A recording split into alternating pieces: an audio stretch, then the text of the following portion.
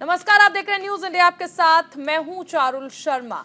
तमाम खबरें लेकर आपके सामने हाजिर हैं हम, और इस बीच एक बड़ी खबर सबसे पहले आपको बताते हैं। इजराइल हमास जंग से जुड़ी ये बड़ी खबर आपको बताएंगे। इजराइल हमास जंग से जुड़ी बड़ी खबर आपको बताई जा रही है। इस युद्ध का आज 13वां दिन है। 3000 से ज्यादा लोगों की मौत अब तक हो चुकी है। अब तक 12000 से ज्यादा लोग घायल हैं। इजराइल में अब तक 1400 से ज्यादा लोगों की मौत हो चुकी है।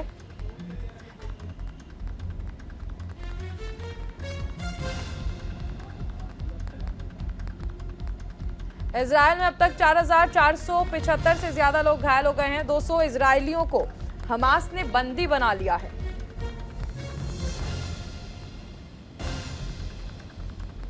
आज 13वां दिन है इस हमले का।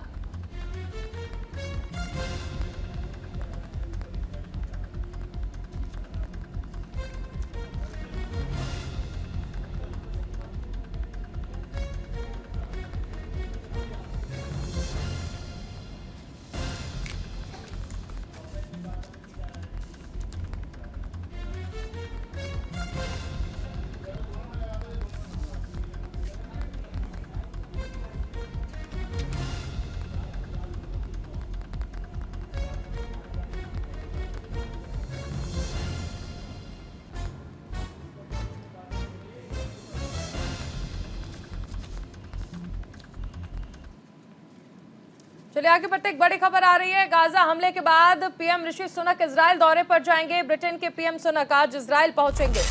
पीएम नेतन्याहू और राष्ट्रपति इसहाक से मुलाकात करेंगे। गाजा हमले में मरने वालों का आंकड़ा बढ़ सकता है।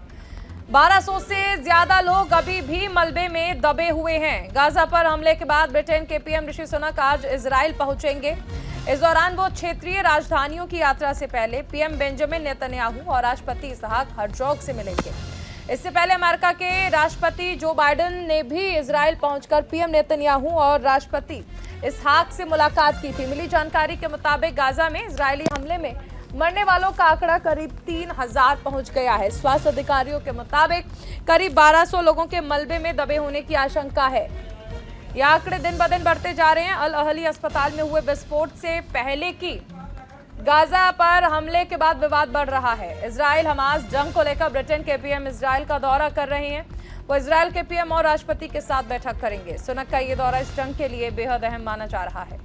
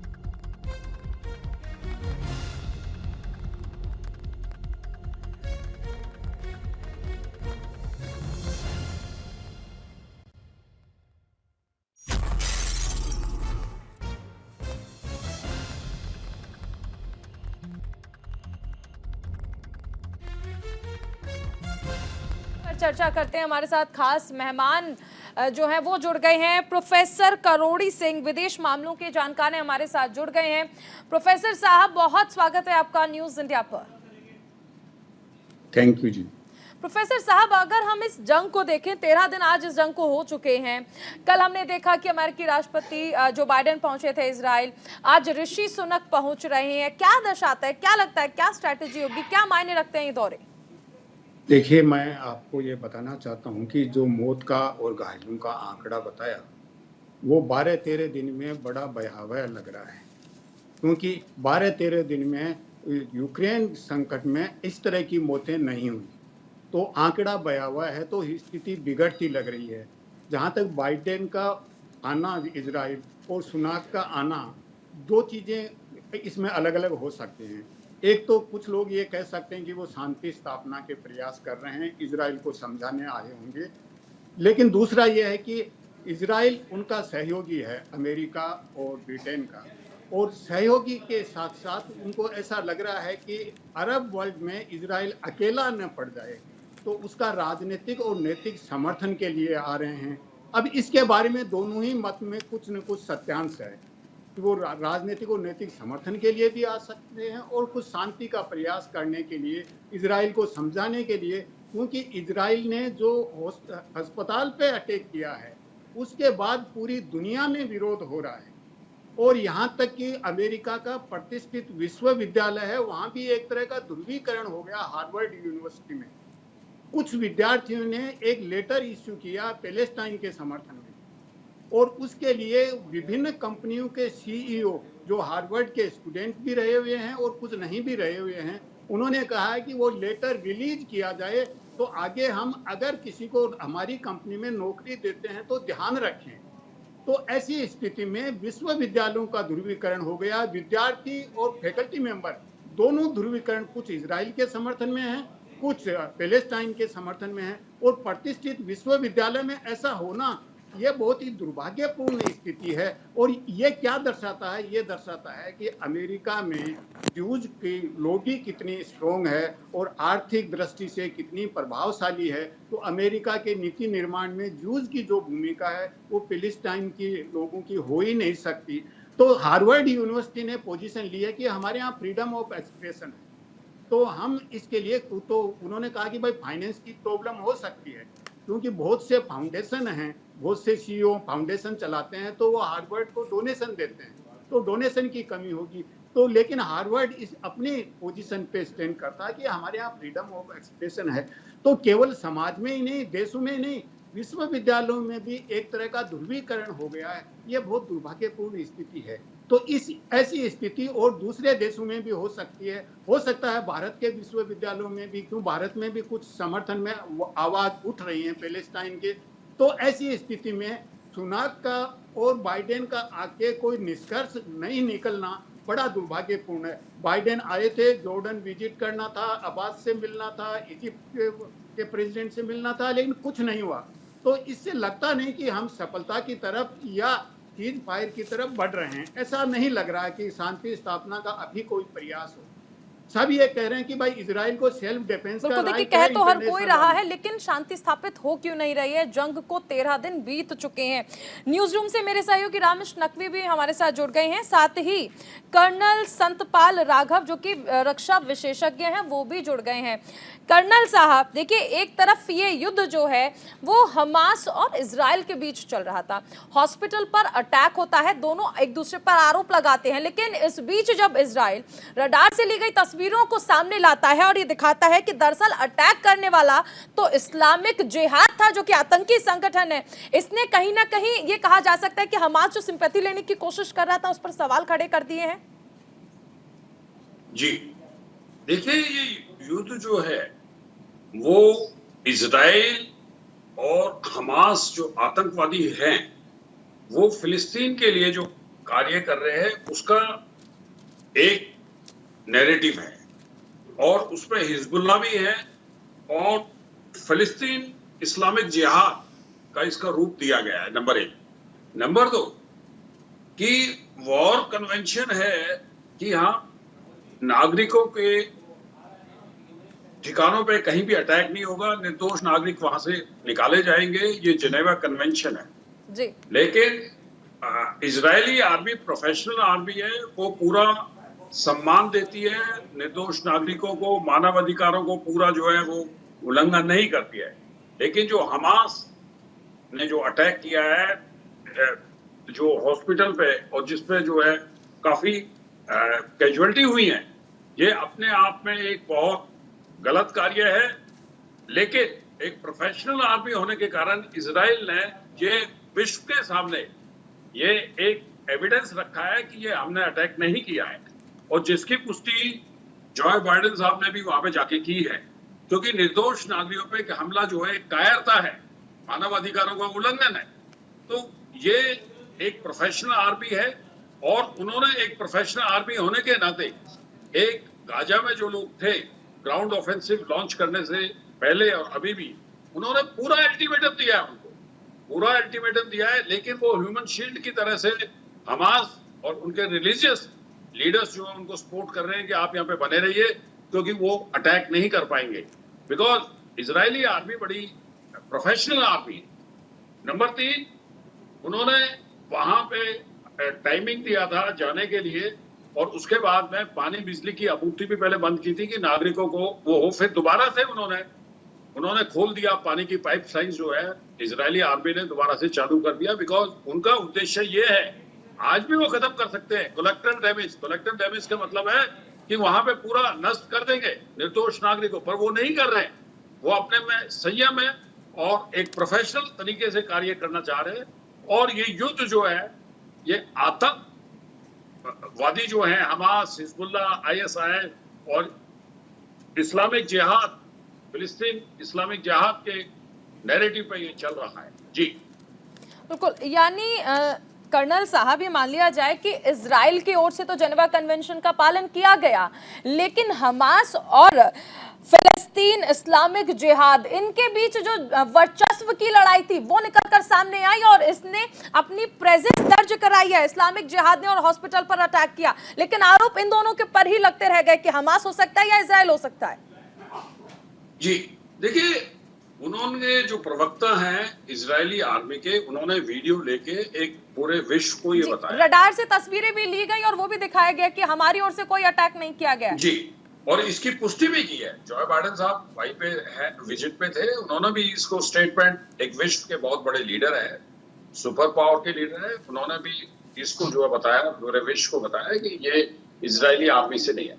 और अमेरिका इजराइल को पूरा सपोर्ट कर रहा है, उसके सपोर्ट के से ही उनका एक विजिट था। उनके जो गए हैं रक्षा मंत्री वगैरह गए हैं वहां पे, पूरा उनको मदद दिया है। उनका कैरियर जो है, यूएस के 2 कैरियर जो है प्लेस किए हैं, वेपनरी प्लेस किया है और ट्रुप्स भी अलर्ट पे हैं। उनको अगर जरूरत पड़ती है, उन्होंने हाई अलर्ट पे अमेरिकन ट्रुप्स है, आवश्यकता होती है तो उनको लॉन्च भी किया जा सकता है अगर आवश्यकता होती है इजराइल को। पर ये जो बिल्टअप एरिया की लड़ाई है, बिल्टअप एरिया का मतलब है जो मकानों की लड़ाई है, जो वहां पे रह रहे हैं, जो फिलिस्तीनी लोग रह रहे हैं वहां पे, उनको बिकॉज वो निर्दोष नागरिकों पे अटैक नहीं करना चाहते, एक एक घर को क्लियर करना पड़ता है, एक एक मकान को क्लियर करना पड़ता है, उसमें एक समय लगता है। वो इसलिए नहीं तो कोलेक्टिव डैमेज, एयर स्ट्राइक भी करा जा सकता है, मिसाइल अटैक भी किया जा सकता है और टैंक का ऑफेंसिव भी करा सकता है, बर्बाद किया जा सकता है। पर लेकिन इजरायली एक प्रोफेशनल आर्मी है, वो एक कन्वेंशन के मुताबिक निर्दोष लोगों की जाए। और दूसरी बात, उन्होंने जो हमास ने जो टनल्स बनाए हुए हैं, नीचे अंडरग्राउंड टनल्स हैं, आप ये टोटल देखें एरिया 11 बाई 41 किलोमीटर का है, 11 किलोमीटर बाई 40 किलोमीटर का एरिया है, कोई ज्यादा बड़ा एरिया नहीं है टैंक के लिए। टैंक इसको 2-2.5 घंटे में इसको साफ कर सकता है, कोई बड़ी बात नहीं है। बट लेकिन ये क्यों नहीं हो सकता? बिकॉज कलेक्टर डैमेज नहीं है। तो टैंक की जो कैपेबिलिटी होती है 1 नाइट में 50 किलोमीटर तक के एरिया को जो क्लियरेंस का होता है, लेकिन जो ये यहाँ पे जो तो देखिए, इसलिए इजराइल की आर्मी को प्रोफेशनल आर्मी कहा जाता है क्योंकि कोलेटरल डैमेज ना हो, इन तमाम चीजों का ख्याल रखते हैं, जेनेवा कन्वेंशन का ख्याल रखते हैं। रामेश मेरे सहयोगी बने हुए हैं। रामेश देखिए, अब से पहले हम देख रहे थे कि इजिप्ट ने ये पहले ही कह दिया था कि हमला हो सकता है। इस बीच हम ये देखते हैं कि इजिप्ट ये कह देता है कि वो रूट नहीं देगा, लेकिन जब जो बाइडेन बात करते हैं तो इजिप्ट राजी हो जाता है। क्या लगता है, अमेरिका से इजिप्ट आखिर इतना प्रभावित क्यों है? देखिए, इसकी सबसे बड़ी वजह यह है क्योंकि इजिप्ट में देखा जाए तो एक स्विस कैनल है जिसके थ्रू बिजनेस मुमकिन हो पाता है। और सबसे बड़ी बात यह है कि पहले भी अगर देखा जाए तो इजराइल ने जिस तरीके से इजिप्ट पे कब्जा किया था और यूएन और अमेरिका ने इसको फिर इजिप्ट से वापस दिलवाया था, तो यही वजह है कि इजिप्ट हमेशा से ही अमेरिका के फेवर में रहा है। क्योंकि अमेरिका ने ही अगर देखा जाए तो वहाँ का जो इंफ्रास्ट्रक्चर है, अकेला इजिप्ट ही नहीं है ऐसा कि जहाँ पे अमेरिका ने काम किए हैं। अमेरिका ने इजिप्ट को भी बनाया है, वहाँ का इंफ्रास्ट्रक्चर भी बनाया है। अगर सऊदी की बात करें, दुबई की बात करें, यूएई की बात करें, तो वहाँ पे भी इंफ्रास्ट्रक्चर जो है वो अमेरिका के थ्रू ही बनाया गया है। तो कहीं ना कहीं ये बिल्कुल साफ है कि अगर सऊदी अरेबिया या इजिप्ट या जितने भी अरब कंट्रीज़ अगर खुल के अमेरिका के सामने आते हैं तो जाहिर सी बात है कि अमेरिका इससे नाराज़ होगा और कहीं ना कहीं वो उनकी ग्रांट्स जो हैं या उनको जो ऑफर्स दिए जाते हैं बिजनेस के तौर पे जो दिए जाते हैं, इंपोर्ट एक्सपोर्ट होता है, वो कहीं ना कहीं रुक जाएगा। बिल्कुल, हमारे साथ retired group captain BN Jha साहब जुड़ गए हैं रक्षा विशेषज्ञ के तौर पर। झा साहब, बहुत स्वागत है आपका। झा साहब, अगर हम देखें तो सऊदी का हम इजिप्ट का हम जिक्र कर रहे थे। सऊदी हो, इजिप्ट हो, टर्की हो, जॉर्डन हो, सभी एक फेवर में यानी यूएस के फेवर में क्यों नजर आ रहे हैं और ईरान आखिर इनके फेवर में क्यों नजर नहीं आ रहा है? और बड़ी बड़ी सीधी सी बात है, आज के दिन में हमास के अगेंस्ट में इस्राएल का लड़ाई चल रहा है और हमास को समर्थन करने वाले जितने भी देश हैं, चाहे डायरेक्टली हो या इनडायरेक्टली, वो इसमें कूदने की कोशिश करेंगे। और चूंकि इस्राएल का जो प्रण है वो हमास को नेस्तनाबूद करने का है, इसीलिए ये सर्वाइवल की लड़ाई है और ये सारे radical Nations, Islamic radical Nations इसमें ज्वाइन करने की कोशिश करेंगे। ईरान ने पहले ही दिन कह दिया था कि अगर आप हमास पे हमला करोगे तो हम चुप नहीं बैठेंगे। तो ईरान ने अपनी मंशा तो उसी दिन जता दी थी। ईरान के पास में हमास भी है, ईरान के साथ में वो है और मैं तो ना पड़ जाता है।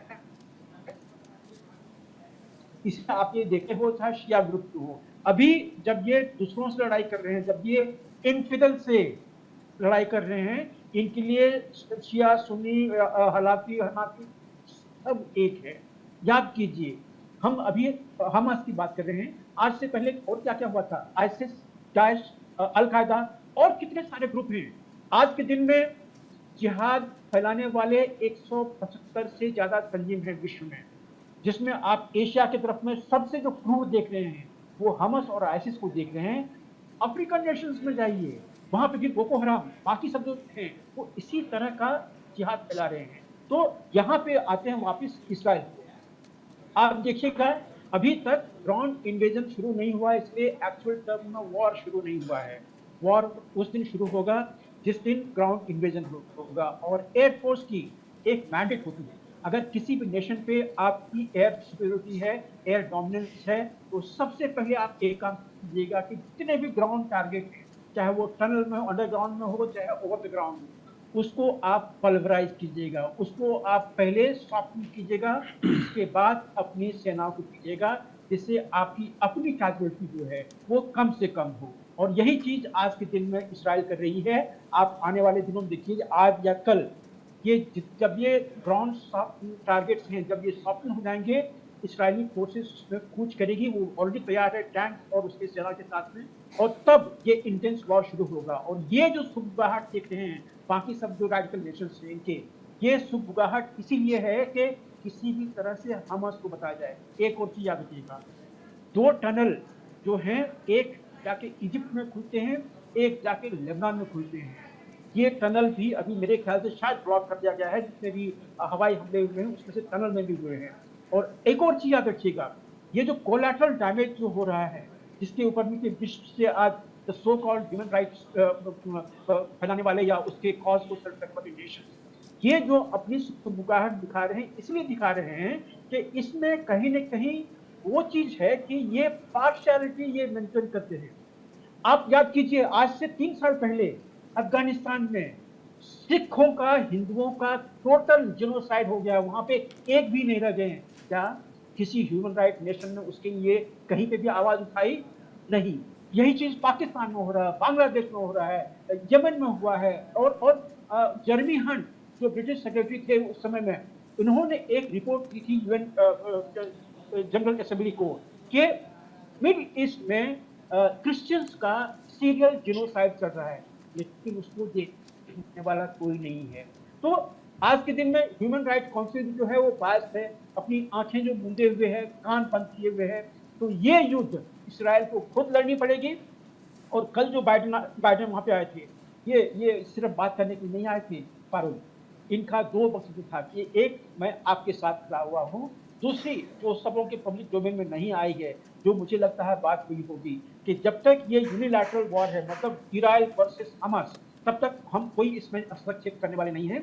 अगर हिजबुल्लाह आ रहा है तो इजराइल यकीन दिखा रहा है कि अगर हिजबुल्लाह वेस्ट बैंक में कूद भी जाता है, लेबनान कूद भी जाता है, तो हम इन सबों के लिए सक्षम हैं। लेकिन अगर बाकी देश जो रेडिकल नेशनलिस्ट की अपनी बात करते हैं, अगर वो इसमें कूदने की कोशिश करेंगे, तब तो जो यूएस है, यूएस के दो जो बेड़ा हैं वो वहां पे मेडिटेरेनियन में हैं, फिर वो इसमें आने लेकिन से नहीं सवाल ये है झा साहब कि आखिर कौन होगा जो शांति यहाँ पर कायम करेगा।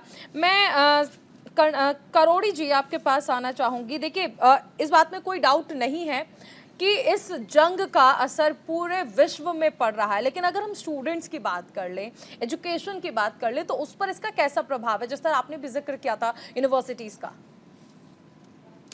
देखिए, इसके बारे में कोई इस तरह से कॉन्क्लूसिव तरीके से नहीं कहा जा सकता, लेकिन हर विश्वविद्यालय में किसी न किसी रूप में स्टूडेंट्स की चैट का ये इश्यू बना हुआ है। चाहे वो किसी भी अध्ययन विषय को हो, वो इस युद्ध को लेके बातचीत कर रहे हैं किसी न किसी रूप में, और उनमें भी एक विभाजन की स्थिति है। कुछ इजराइल के समर्थन में है, कुछ पैलेस्टाइन के समर्थन में है, लेकिन ऐसा नहीं लगता कि हमास का जो आतंकवादी है गतिविधि है उसके कोई समर्थन में है, ऐसा नहीं है। लेकिन विश्वविद्यालयों में भी एक ध्रुवीकरण की स्थिति बन रही है, और ये कह देना कि अस्पताल पे हमास ने अटैक किया है, अभी इसके बारे में कोई कंक्लूसिव एविडेंस नहीं है। बाइडेन ने सिर्फ इतना कहा है इजराइल को कि ये किसी दूसरी पार्टी का है, the attack is by the other team word use किया, उन्होंने हमास का नाम नहीं लिया है। और ब्रिटेन के प्रधानमंत्री ने वो तो तो यहाँ क्लियर तक कहा कर कि दिया हम है इजराइल तथ्यों का आर्मी ने, अध्ययन कर रहे हैं। वो तो इजराइल आर्मी ने क्लियर कर दिया है कि इसमें इस्लामिक जिहाद का हाथ है, उन्होंने ये अटैक किया है, बकायदा रडार से ली गई तस्वीरें और वीडियोस भी शेयर कर दिए हैं। देखिए, मुझे लग रहा है अभी और इन्वेस्टिगेशन की जरूरत होगी, लेकिन हम इस पूरी स्थिति को समझते हैं तो हम देखते हैं कि पिछले 75 साल में पैलेस्टाइन की जो टेरिटरी थी धीरे धीरे कम क्यों होती गई। पैलेस्टाइन के जो 1946-47 में जो पैलेस्टाइन की टेरिटरी थी वो धीरे धीरे रिड्यूस होती गई, तो उनका जो विरोध है वो तो स्वाभाविक है, लेकिन वो संवैधानिक तरीके से विरोध करें। आतंकवाद का कोई जस्टिफिकेशन नहीं हो सकता है, लेकिन आतंकवाद क्यों भड़का, इस तरह का हमास मजबूत क्यों हुआ, इसके लिए हमें पूरे थोड़ा पीछे जाके देखना पड़ेगा कि जो ओस्लो एग्रीमेंट थे 93 और 95 के, उनको इम्प्लीमेंट ही नहीं किया इंटरनेशनल कम्युनिटी ने। और अगर वो इम्प्लीमेंट करते तो right to self determination Palestine को मिलना था उसमें। तो जो पैलेस्टाइन लिबरेशन ऑर्गेनाइजेशन है वो धीरे धीरे साइडलाइन हो गया, साइडलाइन नहीं बिल्कुल कमजोर हो गया। तो उसकी वजह से फिर हमास का उदय हुआ, और हिजबुल्लाह और दूसरे जो इस्लामिक जिहादी ग्रुप हैं वो उसको समर्थन देने लगे, और विशेष रूप से लेबनान और सीरिया से काफी मदद मिलती रही। तो इस तरह से हमास मजबूत होता गया, और मजबूत होने का रीजन मेरे को लगता है इजराइल एंटीसिपेट नहीं कर पाया यहाँ के बिल्कुल। लेकिन इस हमास ने आज देखिए कि किस तरह की स्थिति पैदा कर दी है, हर तरफ चीख पुकार मची हुई है, आतंकी संगठन है, लेकिन न जाने कितने लोगों की जान ले चुका है। चर्चा हम आगे भी जारी रखेंगे, एक बहुत छोटे से ब्रेक के लिए हमें रुकना पड़ रहा है। झा साहब, राघव साहब, करोड़ी साहब, आप सभी हमारे साथ बने रहिए। रामेश हमारे साथ न्यूज रूम से लगातार बने हुए। एक छोटा सा ब्रेक, फौरन लौटते हैं। ब्रेक के बाद स्वागत है आपका। एक बड़ी खबर आपको बता दें, गाजा पर यूएन ने बड़ी चेतावनी दी है। गाजा में पीने का पानी खत्म हो रहा है। इजराइल की नाकाबंदी के बाद पानी का संकट खड़ा हो गया है। गाजा में पानी जीवन और मौत का मामला बन गया है।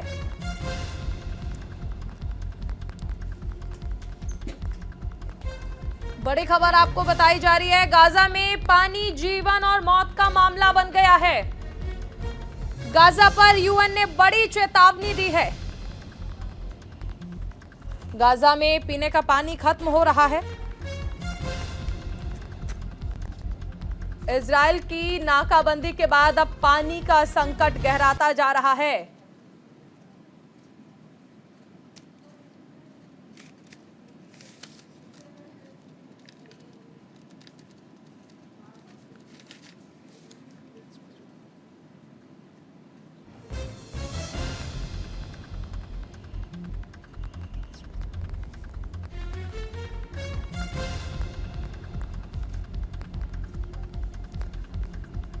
चलिए एक बार फिर से चर्चा की शुरुआत करते हैं। हमारे साथ तमाम खास मेहमान बने हुए हैं। मैं आपके पास आना चाहूँगी कर्नल सतपाल राघव जी। जिस तरह ये खबरें आ रही हैं कि यूएन की ओर से चेतावनी जारी की गई है क्योंकि पानी का संकट जो है अब वो जीवन और मौत का मामला बन चुका है। ऐसे में जेनेवा कन्वेंशन के हिसाब से जिस तरह हम देखते हैं कि नर्सेस पर अटैक नहीं किया जाना है, हॉस्पिटल्स पर अटैक नहीं किया जाना है, इसको लेकर क्या जेनेवा कन्वेंशन में कहीं बेसिक नेसेसिटीज का भी मेंशन किया गया है? जी देखिए, जेनेवा कन्वेंशन जो कहता है वो जितने भी नागरिक हैं, निर्दोष नागरिक हैं, उनको पूरा अल्टीमेटम दिया जाता है कि वो जगह को खाली करें, नंबर 1। नंबर 2, वार जोन से उनको पहले से ही जो देश है जिसके वो नागरिक है, उनकी भी एक कर्तव्य बनता है कि उनको वहां से सेफ एरिया में ले जाया जाए और उनको वहां पे रखा जाए। रिफ्यूजी कैंप बना देते हैं, टेम्परेरी रिफ्यूजी कैंप। नंबर 3, जो राशन पानी का जो बात है, ये ऑपरेशन लॉन्च करने के लिए इजराइल ने वहां पे उनकी बिजली की आपूर्ति, राशन, मेडिकल सप्लाईज और पानी को बंद किया था। लेकिन उसने 3 दिन पहले फिर खोल दिया था उसको। लेकिन जो कल स्टेटमेंट आया है इजिप्ट के रास्ते से, जो मानव जो जरूरत है, आवश्यकता है, बिजली, पानी और दवाइयां और जितनी भी रेशंस, उसने अपनी एक लिमिटेड जो वर्ड यूज किया है इजराइल ने कि यस आप भेज सकते हो, आवश्यक सामान आप भेज सकते हो, उस पर उसने सहमति जमाई है इजिप्ट के रास्ते से। तो ये एक यूएन ने पहले भी कहा था, इजराइल को बताया था, और भी देशों ने ये कहा, रशिया ने भी कहा कि आप वहां के लोगों को आप वापस नहीं कर सकते हो। वहां जो गाजा में लोग हैं, जो वो इजराइल निकालना चाहता था, वहां से जो है पलायन कर वहां से चाहता था दक्षिण इजराइल की तरफ, तो ये इन लोगों ने इसका विरोध जताया था। यूएन ने भी चाहा था, रशिया ने भी बताया था, और जितने भी और भी मुस्लिम देश है उन्होंने भी कहा था। एक इसका रीजन ये है, जो टेररिस्ट है वो जो है ह्यूमन शील्ड की तरह, उनको पता है जब तक यहाँ पे नागरिक रहेंगे तो यहाँ पे कोलेटरल डैमेज नहीं होगा और वो अपनी फाइट जारी करेंगे। ये भी एक उनका एक रणनीति है हमास की। और फिलिस्तीन इजरायली जो ग्रुप है, जो जिहादी ग्रुप है, उनका एक है। ऊपर से हिजबुल्ला, आईएसआई, वहां से जो है नॉर्थ से, और यहाँ से जो है उसको एंगेज करने के लिए फोर्सेस को, ये उनके एक रणनीति है। लेकिन जितने भी नागरिक हैं वहां पे उनको मानवीय तौर पे कोई संकट ना हो, वो सप्लाईज के लिए जारी होनी चाहिए। यस, लिमिटेड मात्रा। ये इजराइल ने भी इसकी सहमति कल इजिप्ट के रास्ते से दी है। जी, मैं झा साहब आपके पास आना चाहूंगी क्योंकि अब से पहले जब आपसे चर्चा हुई तो आपने मानवाधिकारों की बात की, लेकिन यूएन में हम देखते हैं कि इजराइल को समन किया जाता है, मानवाधिकार उल्लंघन पर रिपोर्ट भी पेश की जाती है, लेकिन जब प्रवक्ता वहां पर पहुंचते हैं तो वो उस रिपोर्ट को 2 मिनट के बाद ही स्टेज पर फाड़ देते हैं। क्या रूस की राह पर चल रहा है इजराइल? जिस तरह रूस ने भी मानवाधिकार उल्लंघन किया था, वॉर क्राइम का आरोप लगा था, उसी राह पर अब इजराइल भी चल पड़ा है।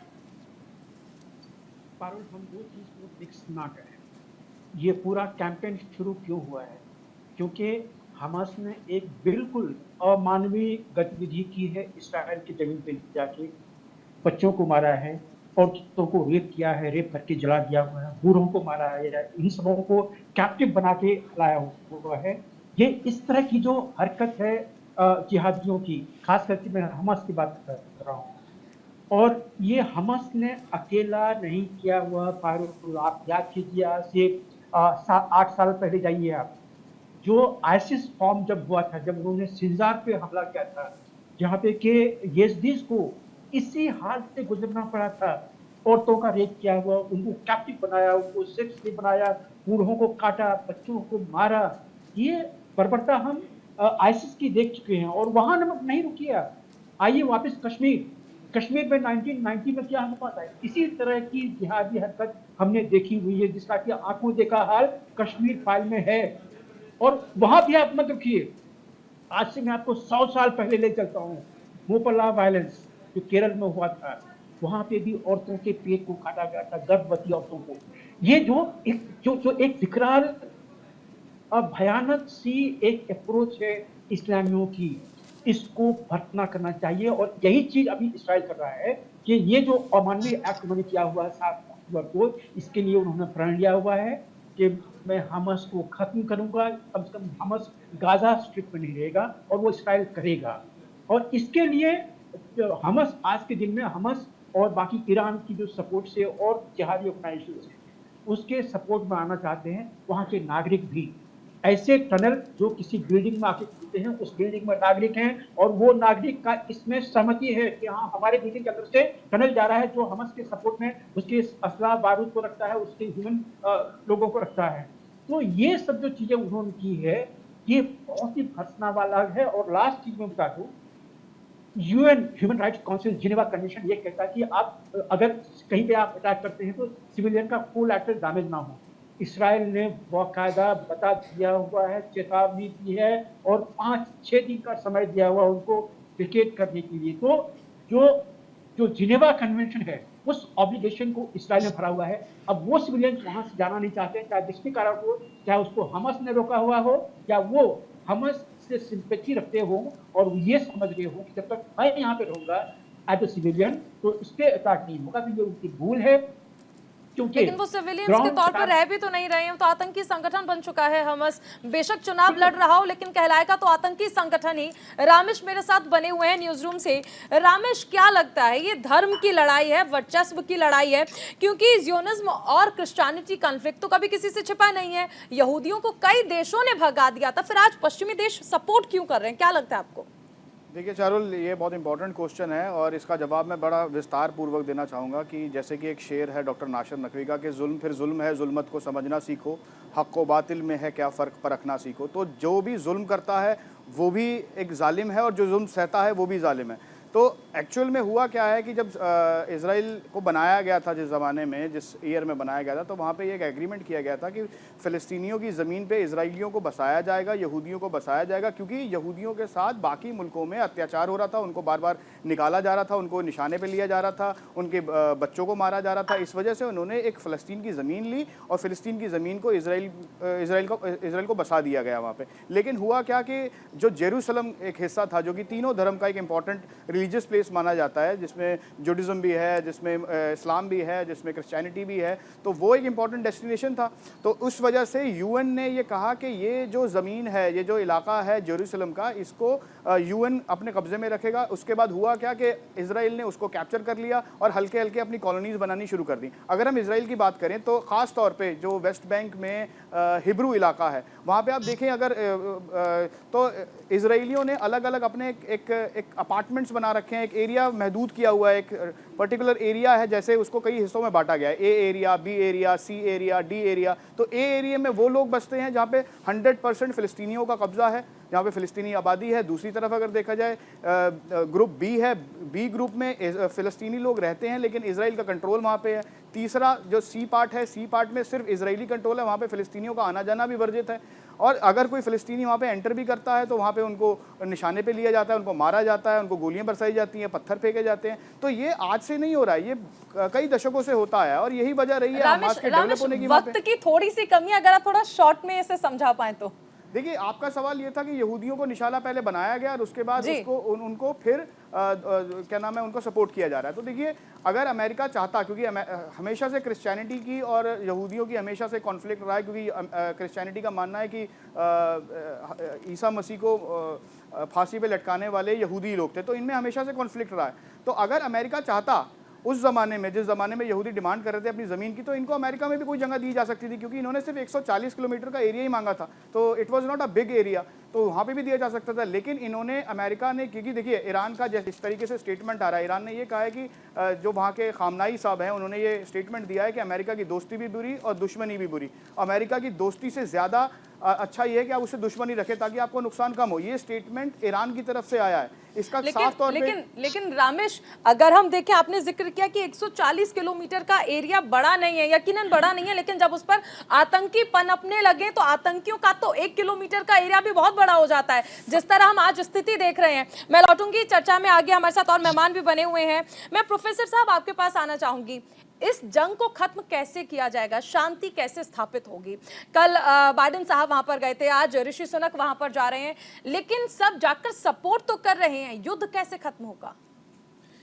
देखिए वारू जी, मैं ये कहना चाहूंगा कि संयुक्त राष्ट्र संघ की एक महत्वपूर्ण एजेंसी है सुरक्षा परिषद जी। उसमें रशिया ने प्रस्ताव रखा, वो टर्न डाउन हो गया। ब्राजील ने रखा, टर्न डाउन हो गया। तो उस प्रस्ताव पे सहमति नहीं बनी और फिर संयुक्त राष्ट्र संघ के सेक्रेटरी जनरल ने यह प्रयास किया कि मानवीय सहायता वहां पहुंचाई जाए। तो बाइडेन के इंटरफेरेंस से मिस्र को कन्विंस किया कि कुछ सहायता पहुंचाई जाए। लेकिन आपने जैसा बताया कि पानी का संकट है, पानी का नहीं, खाने का संकट है, स्वास्थ्य का है, दवाइयों का है, तो क्या उसको भूख और प्यास का कोई डेथ चेंबर बनाने जा रहे हैं हम? तो वहां तो मानवीय संवेदना होनी चाहिए। दूसरा मैं ये बताना चाहता हूं कि अब दुनिया के विभिन्न देशों में जिस तरह का जागरूक नागरिक प्रदर्शन कर रहे हैं वो शांति के लिए कर रहे हैं, वो पैलेस्टाइन या इजराइल के समर्थन में नहीं है। और विभिन्न जो प्रभावशाली देश हैं उनकी एम्बेसीज के सामने, जो हाई कमीशन हैं उनके सामने प्रदर्शन कर रहे हैं और वो कह रहे हैं कि शांति स्थापना करो। और वो इसलिए कर रहे हैं कि उनको आशंका है कि जो 90 के दशक में कोल्ड वॉर खत्म होने के बाद में यूएसएसआर के डिसमेंटलिंग के बाद में हंटिंगटन ने एक सिद्धांत दिया था, क्लैश ऑफ सिविलाइजेशन। और जिस तरह से इस्लामिक ग्रुप लामबंद हो रहे हैं, कहीं क्लैश ऑफ सिविलाइजेशन होते होते विश्व युद्ध की तरफ हम नहीं चले जाएं, इसके लिए दुनिया के जागरूक नागरिक हैं, वो सरकार से भी ज्यादा सतर्क हैं और दुनिया के सब देशों में किसी न किसी रूप में प्रदर्शन हो रहा है।